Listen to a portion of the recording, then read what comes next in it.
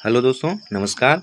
तो कैसे हैं आप सभी? आशा करते हैं आप बहुत अच्छे होंगे। दोस्तों, आज के हम इस वीडियो में बात करेंगे जो हमारा आईटीआई सेकेंड ईयर के लिए सभी ट्रेडों के लिए इम्प्लॉयबिलिटी स्किल का क्वेश्चन प्रैक्टिस सेट चल रहा है।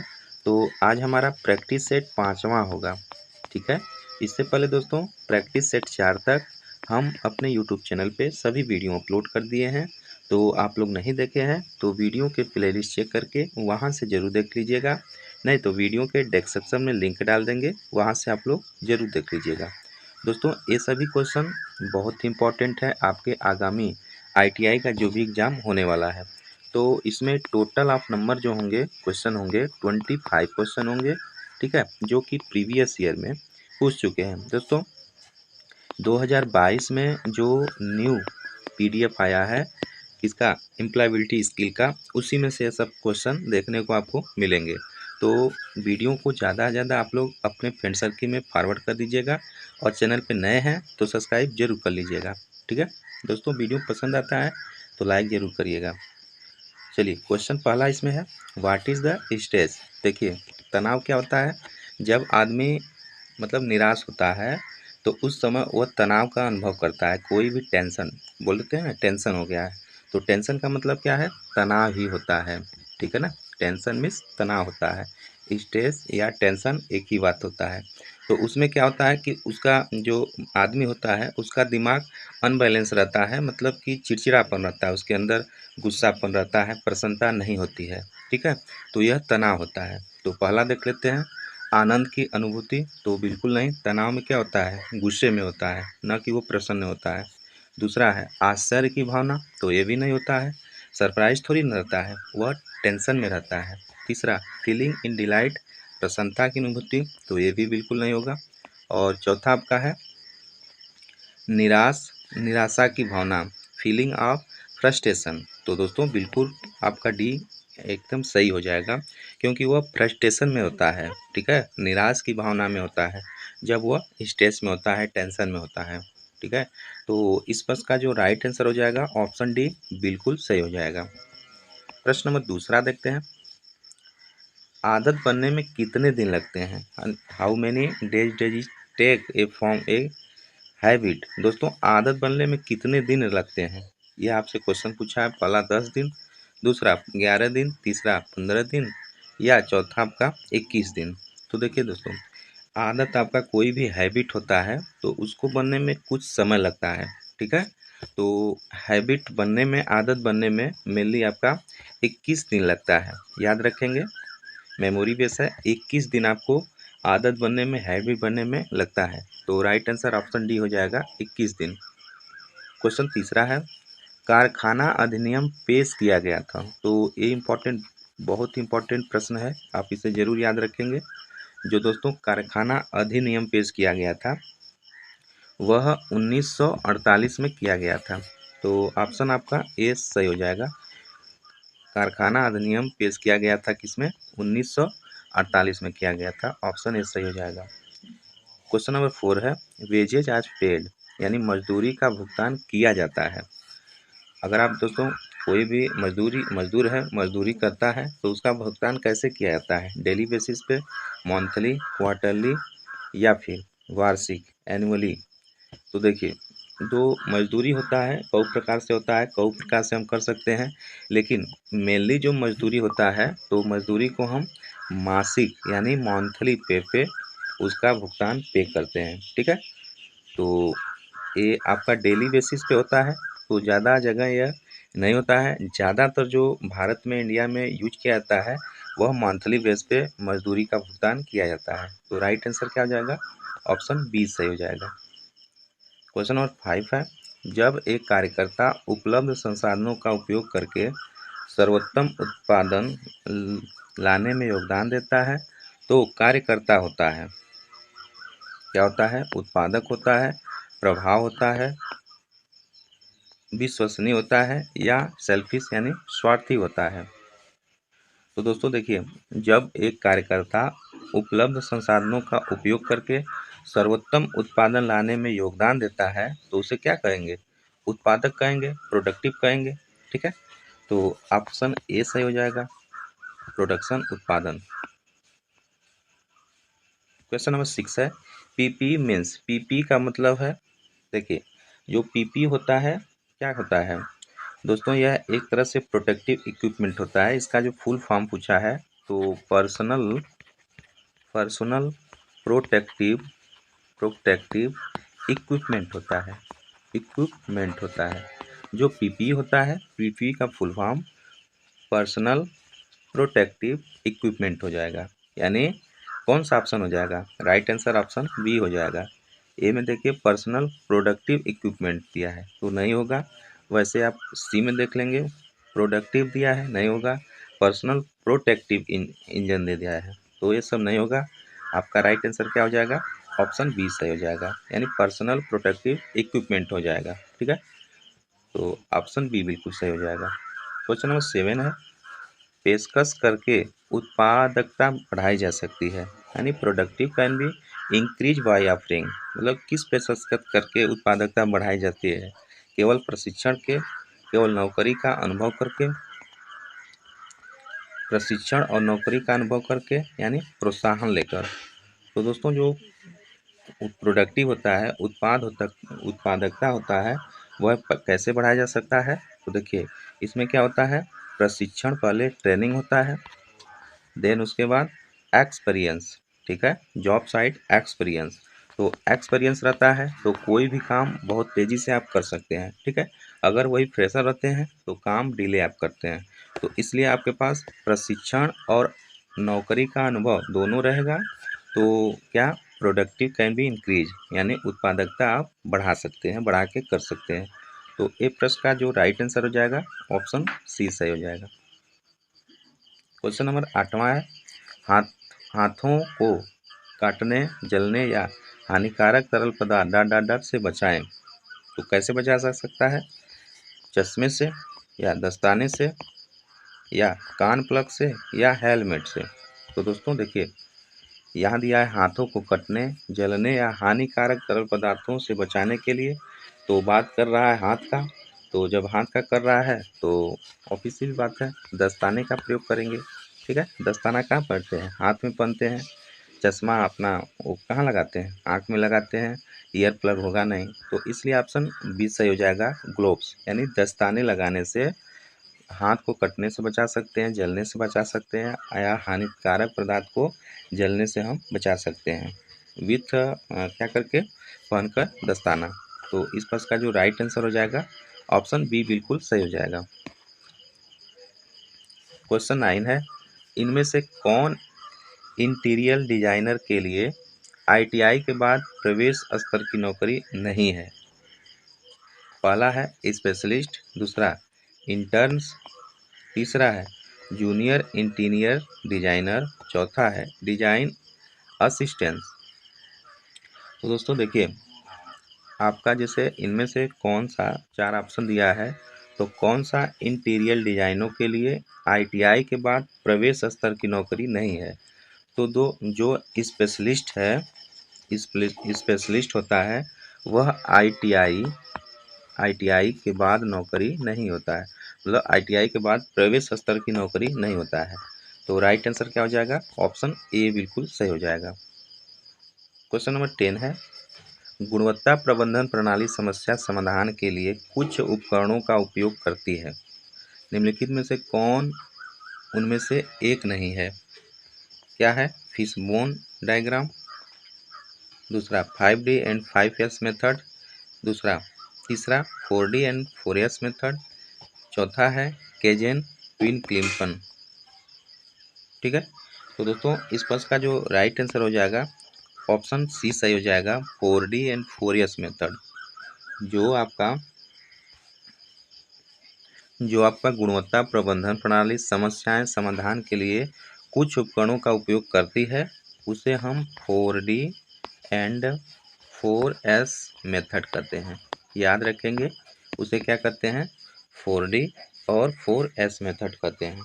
तो इस प्रश्न का जो राइट आंसर हो जाएगा ऑप्शन सी सही हो जाएगा।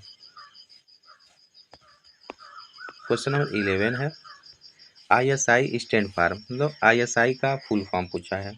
तो दोस्तों ए वाला जो सेट है, इस सेट में, प्रैक्टिस सेट में सभी क्वेश्चन बहुत ही इंटरेस्टिंग है और इम्पॉर्टेंट भी है, ठीक है ना। तो आप लोग ज़रूर इसे प्रैक्टिस करिएगा।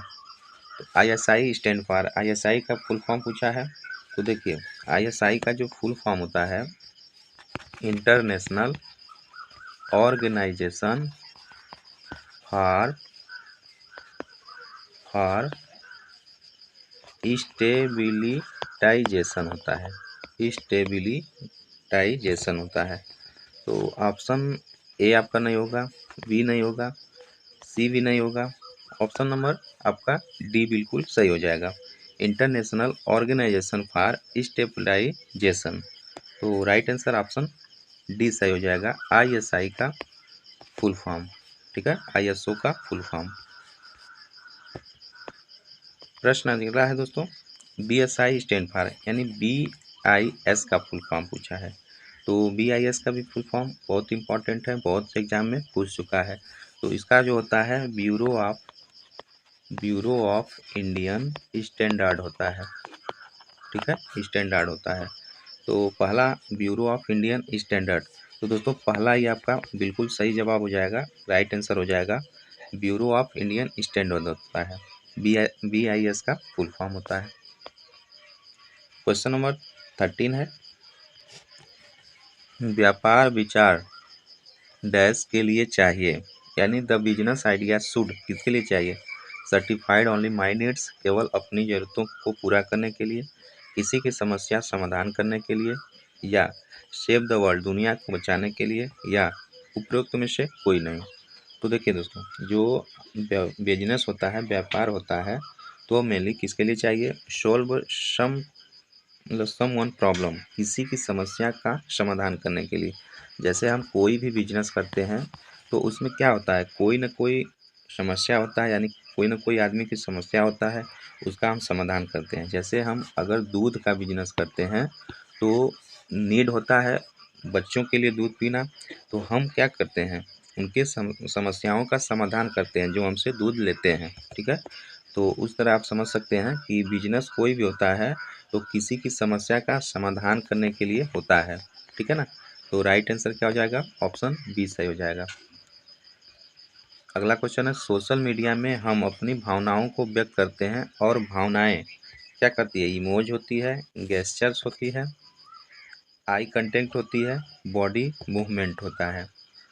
तो देखिए, जो हम सोशल मीडिया पे हम अपनी भावनाओं को व्यक्त करते हैं और भावनाएं क्या करती है, इमोजी से व्यक्त करती है, ठीक है, इमोजी से व्यक्त करती है। तो राइट आंसर क्या हो जाएगा, ऑप्शन ए बिल्कुल सही हो जाएगा। क्वेश्चन नंबर 15 है, हम भावना व्यक्त करने के लिए इमोजी का चयन करते हैं। देखिए आ ही गया, भावना व्यक्त करने के लिए इमोजी का प्रयोग करते हैं। तो क्या है, यादृच्छिक रूप से, मतलब रैंडम रूप से, परफेक्ट उत्तम रूप से, या ओड रूप से, या नन ऑफ, मतलब कोई नहीं। तो किस रूप में भावनाएं इमोजी का हम व्यक्त करते हैं, तो देखिए राइट आंसर ऑप्शन बी हो जाएगा, परफेक्ट उत्तम रूप से। इमोजी का इस तरह नहीं होता है इमोजी का, तो इमोजी का प्रयोग करते हैं परफेक्ट रूप से, ठीक है। तो राइट आंसर क्या हो जाएगा, ऑप्शन बी बिल्कुल सही हो जाएगा। क्वेश्चन नंबर 16 है, वी यूज इमोजी वेन, मतलब हम इमोजी का उपयोग तब करते हैं, तो कब करते हैं, हम बोर हो गए होते हैं, शब्द हमारी भावनाओं को व्यक्त करने के लिए पर्याप्त नहीं है, ठीक है। तीसरा है, we do not want to write, हम लिखना नहीं चाहते, या हम आलसी हैं। तो अभी पीछे क्वेश्चन में आया था, क्या आया था कि शब्द हमारी भावनाओं को व्यक्त करने के लिए पर्याप्त नहीं है, उस कंडीशन में हम इमोजी का प्रयोग करते हैं, समझ रहे हैं, उस कंडीशन में हम इमोजी का प्रयोग करते हैं। तो राइट आंसर क्या हो जाएगा, ऑप्शन बी बिल्कुल सही हो जाएगा। क्वेश्चन नंबर 17 है, जब हम परिस्थितियों या विशेष लोगों के साथ दृढ़ता से महसूस करते हैं या प्रतिक्रिया करते हैं तो हम डाटा डाट का उपयोग कर रहे हैं। किसका उपयोग कर रहे हैं, इमोशन भावनाएं का, हेल्थ स्वास्थ्य का, मनी पैसा का, या फिर नन ऑफ कोई नहीं का। तो दोस्तों, जो हम जब हम परिस्थितियों या विशेष लोगों के साथ दृढ़ता से महसूस करते हैं तो प्रतिक्रिया करते हैं तो हम क्या करते हैं, इमोशनल यानी भावनाएं, जो इमोशनल होता है उसका उसका जो है उपयोग कर रहे होते हैं। ठीक है ना, भावना प्रकट करते हैं, व्यक्त करते हैं। तो राइट आंसर ऑप्शन ए बिल्कुल सही हो जाएगा। क्वेश्चन नंबर 18 है, इट इज इम्पोर्टेंट टू, यह महत्वपूर्ण है। तो यह महत्वपूर्ण क्या है, हमारी भावनाओं को स्वीकार करें, समझें और प्रबंधित करें।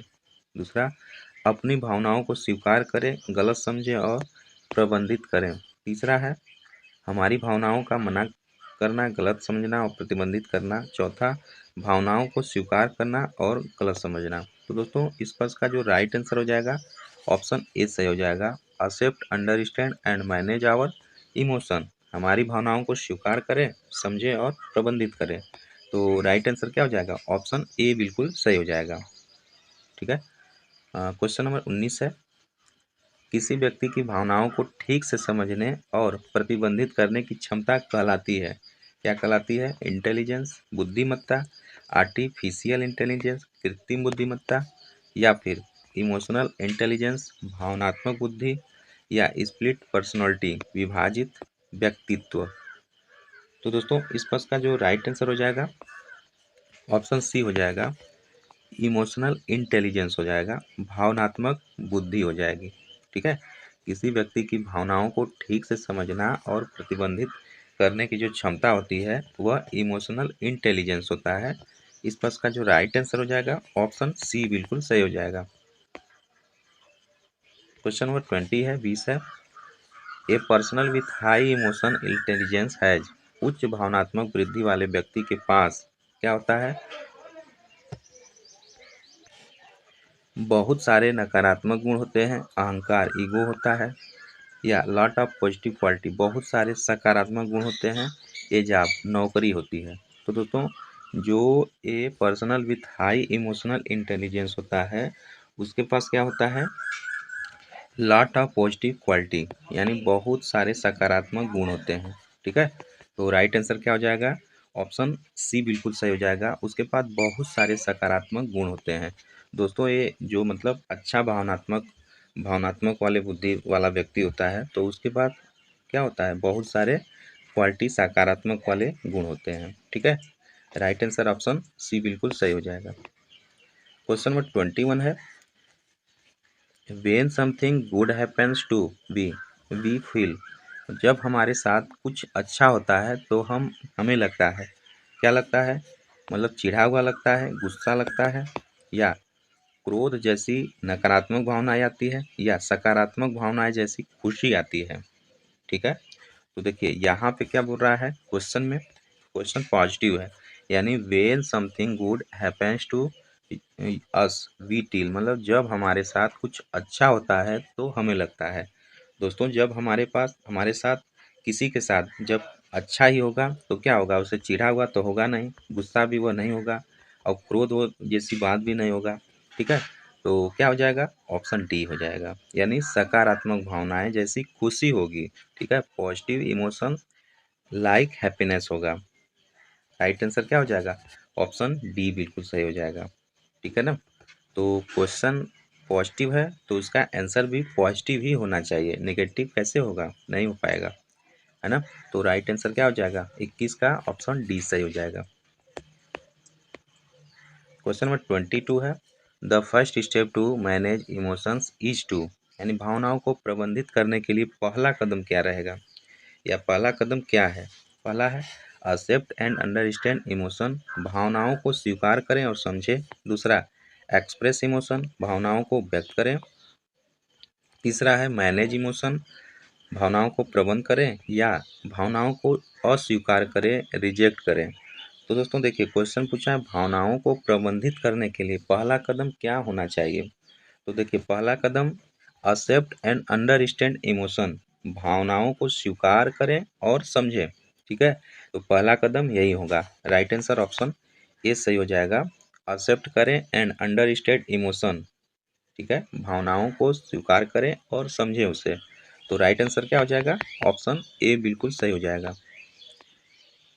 क्वेश्चन नंबर 23 है, when do when we do not express our emotion we may end up, जब हम अपनी भावनाओं को व्यक्त नहीं करते हैं तो हम समाप्त हो सकते हैं। क्या? सक्सेस, सफल, हंटिंग, ओवरसोल्व एंड अदर, खुद को और दूसरों को चोट पहुंचाना, हंटिंग अदर, दूसरों को चोट पहुंचाना, या फिर ऑप्शन डी है हंटिंग ओवरसोल्व, यानी खुद को चोट पहुंचाना। दोस्तों, क्वेश्चन बोल रहा है जब हम अपनी भावनाओं को व्यक्त नहीं करते हैं तो हम समाप्त हो सकते हैं। किस माध्यम से समाप्त हो सकते हैं? हंटिंग, ओवरसोल्व एंड अदर, मतलब खुद को और दूसरों को चोट पहुंचा सकते हैं। ठीक है ना? जब हम अपनी भावनाओं को व्यक्त नहीं करते हैं तो हम समाप्त हो सकते हैं और खुद को और दूसरों को चोट पहुंचा सकते हैं। तो इस प्रश्न का जो राइट आंसर हो जाएगा ऑप्शन बी बिल्कुल सही हो जाएगा। क्वेश्चन नंबर 24 है, स्वयं को अभिव्यक्त करने में मदद मिलती है, यानी एक्सप्रेशन, ओवरसोल्व, आवर हेल्प इन, किसमें मदद मिलती है? पहला, नकारात्मक भावनाओं से निपटने के लिए समाधान खोजना, दूसरा, दूसरों से लड़ना, तीसरा, नकारात्मक भावनाओं का विकास करना, चौथा है सकारात्मक भावनाओं का विकास करना।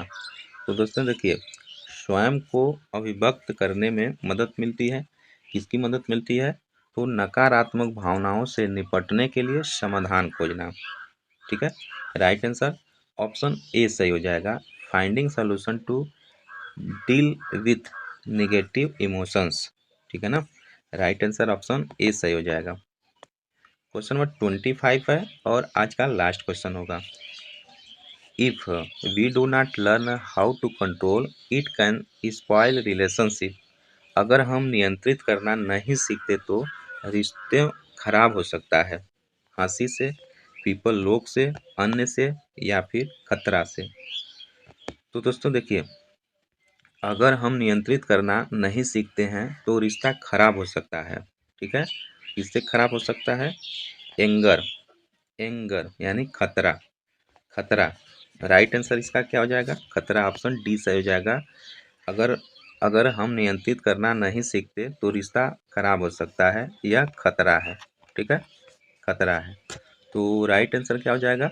ऑप्शन डी सही हो जाएगा। ठीक है, तो दोस्तों ये टोटल हमारा 25 क्वेश्चन कंप्लीट हुआ प्रैक्टिस सेट, जो 5 में था। ठीक है, आगे हम प्रैक्टिस सेट छठवां लेकर जल्दी आएंगे। तो वीडियो पसंद आया है तो लाइक ज़रूर करिएगा, और अपने सारे दोस्त फ्रेंड सर्किल में जितना भी आपका व्हाट्सएप ग्रुप है, फेसबुक ग्रुप है, उसमें यह वीडियो ज़्यादा से ज़्यादा आप लोग फॉरवर्ड करिए।